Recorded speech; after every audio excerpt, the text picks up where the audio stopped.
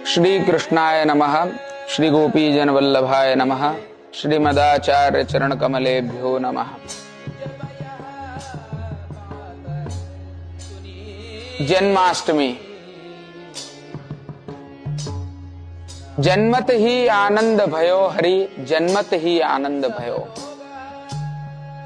ભગવાનનો જન્મ થતાની સાથે આનંદ થયો। પ્રશ્ન એવો આવીને ઉભો થાય છે કે શું ભગવાનનો જન્મ થાય છે?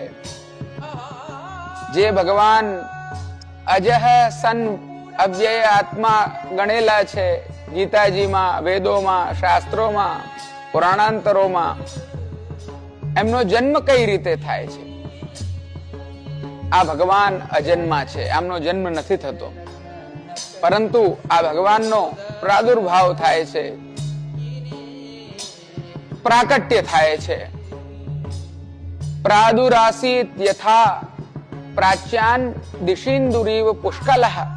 ભાગવતજીમાં ભગવાનના પ્રાકટ્યનું વર્ણન જન્મ પ્રકરણમાં આ રીતે બતાડેલું છે કે એ જેવી રીતે કોઈ સંપૂર્ણ ચંદ્રમા પ્રાચી દિશામાંથી પ્રકટ થતો હોય તે રીતે આ ભગવાન પ્રકટ થયા। અહીંયા ભગવાનનું પ્રકટ થવું, પૂર્ણત્વેન પ્રકટ થવું, ચંદ્રની કલાઓની જેમ છુપાયેલા રહેવું અને પ્રાદુર્ભૂત થવું, આ બધા જ લક્ષણો ભગવાનના અજન્માપણાના સંકેત આપે છે। અને ભગવાન જ્યારે પ્રકટ થઈ રહ્યા છે ત્યારે પોતાના પૂર્ણત્વેના સંપૂર્ણ સ્વરૂપને પ્રકટ કરી રહ્યા છે। પ્રકટ પૂર્ણ પરબ્રહ્મ પ્રગટે એ ભાવને સ્ફુટ કરી રહ્યા છે। એટલે જન્માષ્ટમીનો ઉત્સવ દર સાલ નિત્ય લીલા ના સિદ્ધાંતથી ભગવાન દર સાલ પ્રકટ થઈ રહ્યા છે। અને સબન સો કહત જસોદા માય, જન્મદિન લાલ કો ફિર આયો।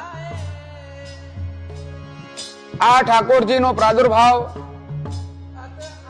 જન્માષ્ટમીના દિવસે મધ્યરાત્રિએ પંચામૃતત્વેન આપણે ઉપચાર કરીને વિવિધ પ્રકારના મહાભોગાદિના ક્રમ કરીને ઠાકોરજીના એ જન્માષ્ટમીના ઉત્સવને ઉજવીએ છીએ।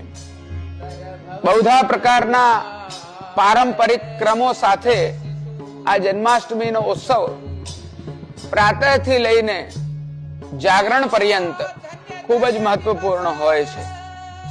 આ જન્માષ્ટમીના ઉત્સવની આપ સર્વેને ખૂબ ખૂબ બધાઈ, ખૂબ ખૂબ આશીર્વાદ। અને આ ઉત્સવ આપણે બધા ખૂબ જ આનંદથી, ઉમળકાથી મનાવીએ એટલું કહીએ છીએ।